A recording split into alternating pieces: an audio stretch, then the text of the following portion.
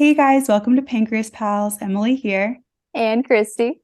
And this week, I'm so excited to introduce everyone to our special guest, Teri Lawver, who is the Executive Vice President and Chief Commercial Officer of Dexcom. Welcome. Thank you, Emily, Christie. It's such a pleasure to be here with you both. And I have to tell you, having listened to a few of your podcasts and preparing for this, it's really inspiring to see the coverage that you provide for people. So real, so authentic, and I think so pragmatic for this community. So it's a real pleasure to be with you. Thank you for those kind words. Christy and I try really hard, but we are nothing if not real. I feel like that's going to be on my gravestone one day. She was too real. I am super stoked to talk all things Dexcom. I do want to say, like, congrats on this position. I know you started in January 2023, I believe. Correct. I believe you came from Johnson and Johnson, so the diabetes world.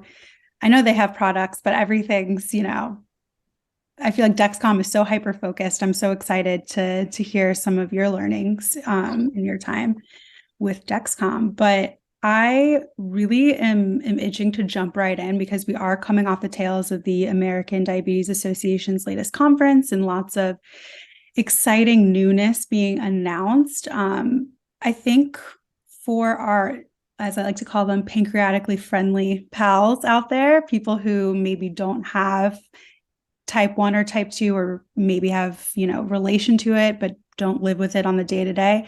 I do want to get some jargony things out of the way, just a little glossary, if you will. So CGM stands for continuous glucose monitor, and Dexcom owns, produces, manufactures, whatever the language legally is there. Don't quote me. Dexcom G6, Dexcom G7 are the two current models that are the newest and pretty much mainstream use. Dexcom G7 having been the latest to come out. So I have been wearing the Dexcom G7 for, I want to say 3 or 4 months, and Christie's been wearing the Dexcom G6 since her pregnancy. There, we have some episodes about that, where she was super into her multiple daily injections and finger pricking ways for the longest time, right, Christie? That was a big change for you. I still do MDIs, which is multiple daily injections, but yes, having something that I physically wore was something that I pushed off for the longest time. I was diagnosed in 2012, and I did not have anything attached to my body until 2021. And that first thing that was attached to her body was the Dexcom. So Dexcom G6. Yeah, I haven't updated from that.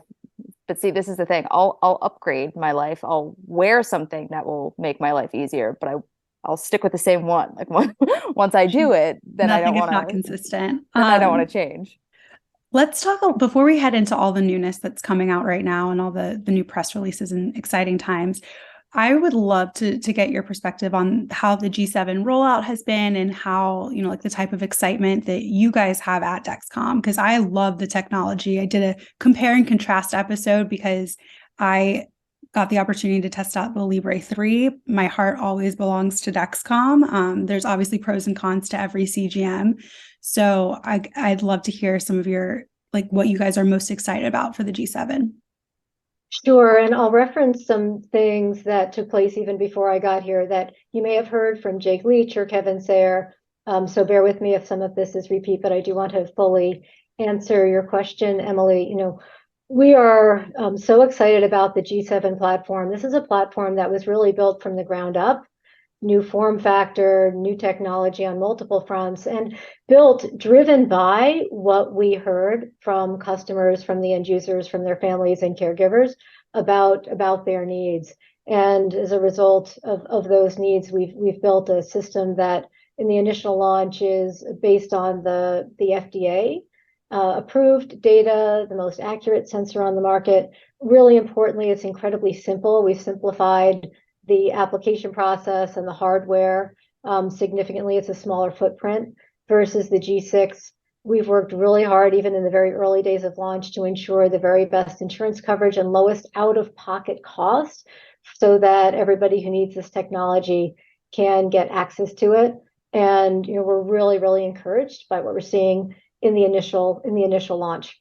Now, the other thing I'll share that some of you, again, you may have heard my counterpart, Chief Operating Officer Jake Leach, talk about is that this platform is also built in a way that we can continue to build and improve and tailor this platform over time based on what we're seeing and based on the needs that we hear from the end users. So, for example, there are a couple of updates that we've even rolled out through the software, even in just the first few months of launch, including, for example, the Silence All feature, which I know is really useful to so many people with the system, as well as for those starting the system. Now, if you're in a physician's office, you can start the system with an SMS text instead of having to log in with your email, which I know sounds like a small thing.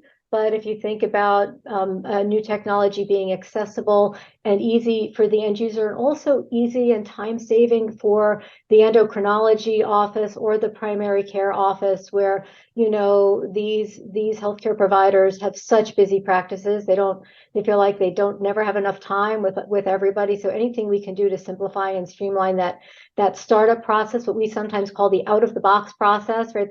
Your first engagement with a new technology, we know is a delighter for the customer and makes people feel more comfortable right off the bat, and therefore wanting to stay with the technology and get its benefits. Very cool. I do want to put my journalism hat on. I have a couple of questions, and Christie, feel free to jump in if I'm getting too in the weeds. And Teri, please feel free to tell me if you can't comment on something, totally kosher. And I understand that is my life half of the time. So two things. One, I'm very intrigued about the MARD score for the latest Dexcom. So I need to Google what MARD stands for, but it's basically an accuracy measurement that that CGMs are used off of, and usually that kind of goes towards that number gets submitted to, I'm assuming, the FDA and different regulatory areas to make sure that it's accurate enough for consumer use. So the Dexcom G6 has an incredible MARD score, and so does the G7. They're both very good, respectable, top tier MARD scores. But the G7 took a little bit of a hit in terms of comparing it to the G6 MARD score. Is this something that you guys that you're seeing that you think will be worked on continuously to improve, or is that a G8 situation? We're happy with the G7 MARD score? Because before you jump in and tell me to take a hike or whatever, I want to say I do find my Dexcom G7 to be very accurate. So, and same with the G6, minus the first 24 hours, which it seems to be a known thing for Dexcom. And honestly, it's still really accurate after that. So please, Teri, now that I've cut you off. It's a really fair question. And so I'll answer some of it. And then there may be some technical details that we can follow up with separately that are maybe a bit more in the weeds. But I think there's a couple of parts to the question there. So one is in terms of just our satisfaction with the overall accuracy of G7. And when we look at the clinical data that was submitted to the FDA and the data in the label, it tells us that this is, on the whole, the most accurate sensor on the market with G7. So we're really, really pleased with it. And to the second part of your question, Emily, we are always working to advance and improve all of our technology. And so that's something that is continuous. We don't expect to have to wait for, if you will, the G8 before we continue to demonstrate advancements and improvements in the technology. And some of you may have heard, again, Jake talk about when we're comparing G6 today. This is a product that's been optimized over many years in the marketplace, and G7 we're just a few months in. So we do expect to continue to advance. This is our commitment to research and development, to optimizing the technology, the hardware and the software.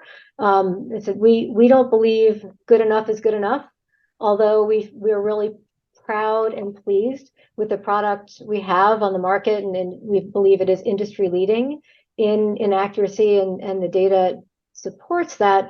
We also know that there is always room to create the better, best experience for the customer, and that's our commitment, to always be striving to have that best experience and best outcome for every user. So we believe we have the industry leading best today, and we know that we need to continue raising that bar over time, and we intend to lead in that research and development to do so. That's so well put. I think that a lot of people, myself included, forget that this technology it's been around for a minute, but it really isn't that old in terms of how long we've had it. So just because, Christie's first iteration of the Dexcom is the G6, like I've been on the Dexcom since the G4, and Miriam's been on the Dexcom since she could only use it to go to her doctor's office. So this technology has come a long way in a matter of, at least in the last 10 years, it's been an incredible jump. And that 30-minute warm-up time, you just cannot beat. I will shout it from the rooftops. And you don't even need the warm-up time if you overlap your sensors, which was something that I did on accident, and was a very happy surprise for me. But Christie, I'm curious, do you have any questions for Teri specifically? Because you're still so new to Dexcom, and I feel like you just have like such fresh eyes for it. I know. So quick background for anyone who's interested, what finally broke me down to get me to wear something. When my husband and I decided that we did want to try for a baby, my endocrinologist did not mince words with me. And she said, you are not going to have a better, healthier, happier pregnancy than if you have all of the information with you. You are going to save yourself so much stress. There are going to be so many hormonal changes. Spoiler alert, there were. Every minute of the pregnancy. And if you don't have that information to respond to, you cannot bank on your numbers doing what you expect them to. You need the information, you have to wear it. So I started up with it in the fall, I think, of 2021.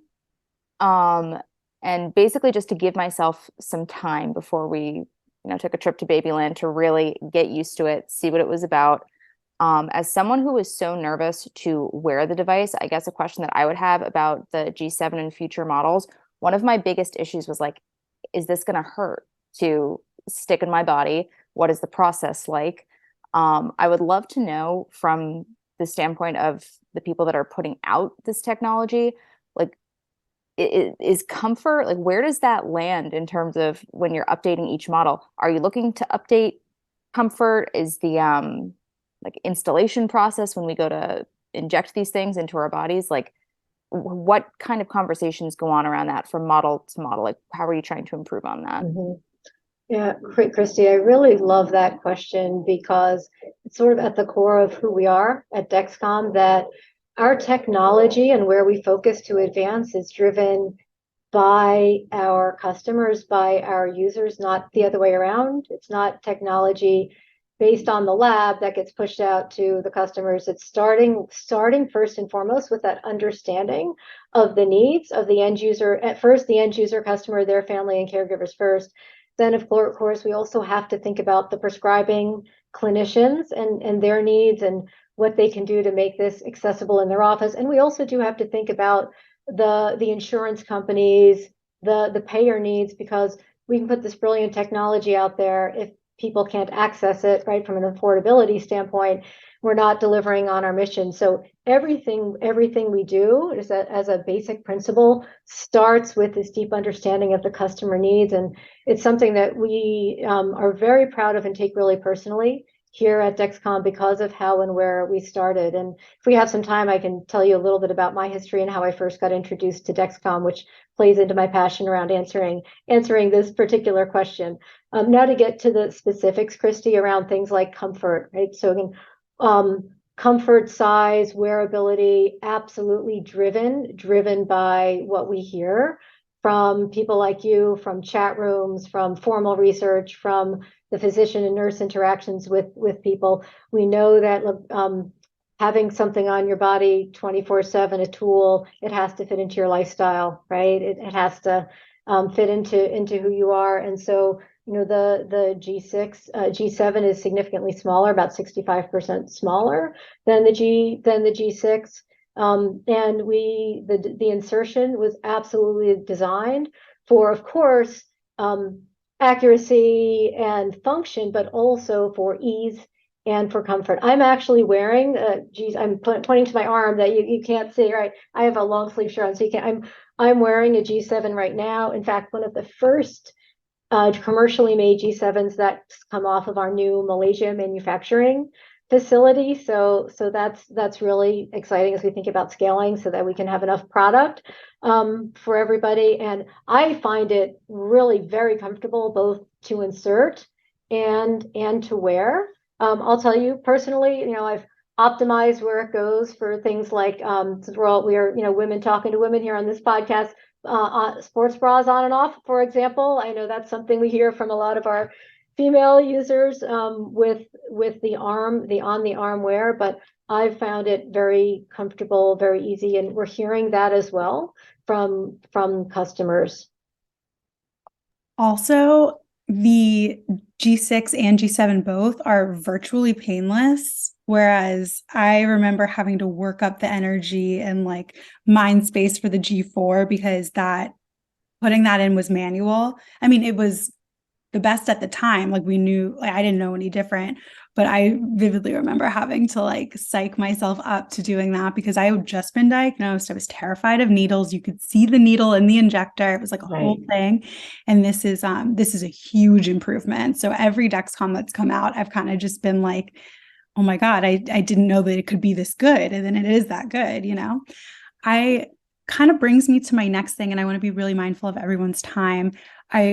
This is a very hot button topic I'm about to bring up, Teri, and it's about Dexcom announcing at ADA that they will be coming out with a CGM for non-insulin dependent users.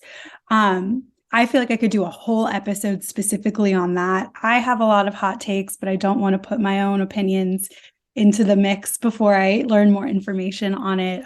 But I do want to say that as someone who reports in the health space, specifically seeing the barriers to care that people with type 2 diabetes are getting and type 1 diabetes, people with those specifics, and seeing the prices and how things are coming out on the market, it is interesting to see. I mean, personally, the use of CGMs and those without any type of blood sugar fluctuation, which I know isn't necessarily what this new product for Dexcom is for, but seeing, the NutriSense come out and getting pitches from PR people about, hack your blood sugar. And I'm like, their pancreases work. Well, what are they hacking? I'm really interested to learn more about Dexcom's newest model. Do you guys have a name for it yet? It's a great question. There is a lot of excitement about this. And so, and I'm happy to talk both about this product itself and what I can share, which is not as much as people want to hear right now. So I appreciate that. But also, what it means in terms of our thinking for overall portfolio and where and how we're going to continue to advance through our research and development. So what I can share about this product, I will say, maybe a caveat up front and appreciate everybody's patience here that we're incredibly excited about this. We are still in the process of working with regulatory authorities and all of the work that has to be done to have a product be ready for approval and for the marketplace. And so while we're in that process, we're going to share relatively little about the product itself. But what I can share is about why we designed the product and what are the needs that we're seeking to address. And so we know that for people who are diagnosed with type 2 diabetes, but who are not yet on any kind of insulin and not at risk of severe hypoglycemia, that this population is highly motivated to be empowered to take control of their diabetes. And while there is CGM out there in the marketplace, it's not fully fit for purpose for this population. This population has some needs that overlap, but a lot of needs that are really unique. So the first, what's the most important immediate thing that they're trying to solve is they want personalized, actionable insights to optimize their nutrition and exercise regimens. If you're working off of just an HbA1c that you get from your doctor every few months and an occasional finger stick, it's we have customers describe it to us, it's like being in a dark room without a flashlight.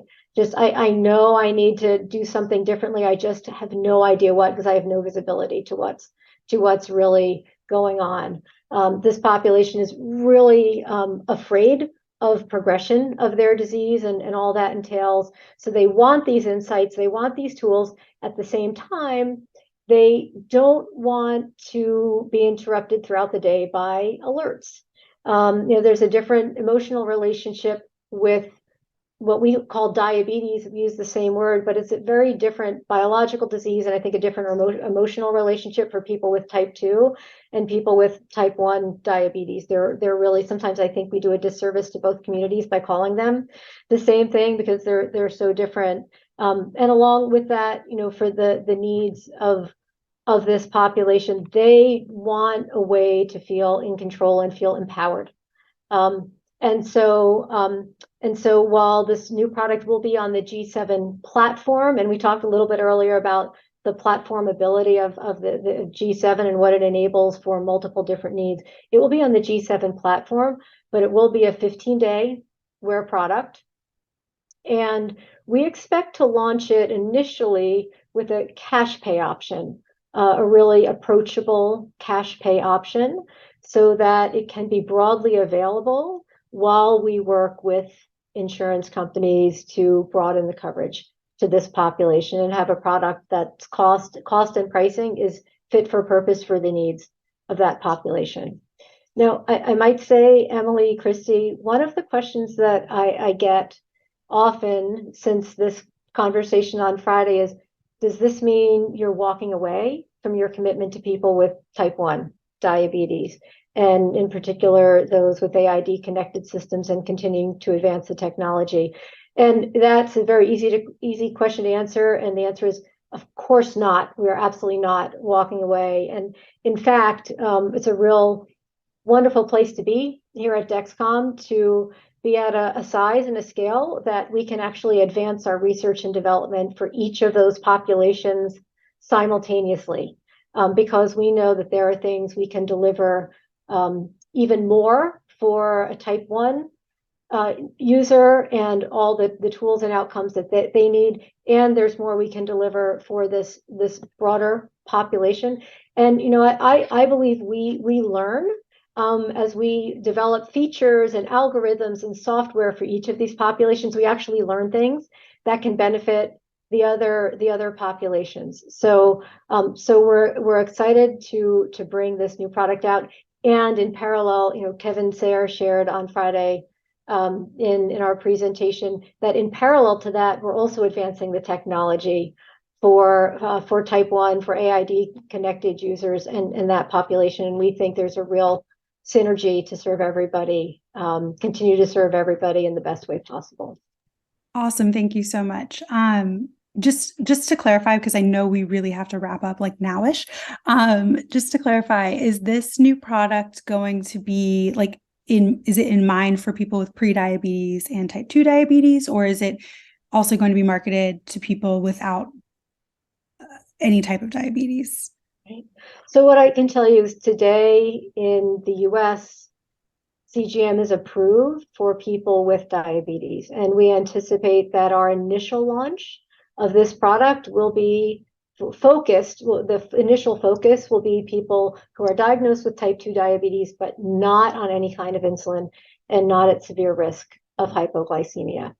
We also, though, I like to describe this product as a Gen 1 version of a non-insulin product. So we certainly intend over time with future generations of this product to be able to broaden to everybody who can benefit from this technology. The initial focus will be for type 2 people who are, again, not on insulin, not at risk of severe hypo. Thank you so much. I really appreciate it. We are wrapping up, so I really appreciate it, Teri, and thanks, Christie, for hopping in. And for those listening who didn't see this video, because we don't publish our videos, Maggie, Christie's daughter, got to join us for a hot minute of that. But thank you so much, Teri. This has been so informative. Really love Dexcom and love what you guys are doing. And I'm excited to see what's next for all the gens of Dexcom. Well, this was such a pleasure for me to get to meet both of you and speak with you, and I look forward to doing it again. Yes, we'd love to have you back. I know Miriam is itching to meet you as well. This is my spiel, my little wrap up. Follow us on Instagram at pancreas_pals. Follow us on Facebook at pancreaspalspp.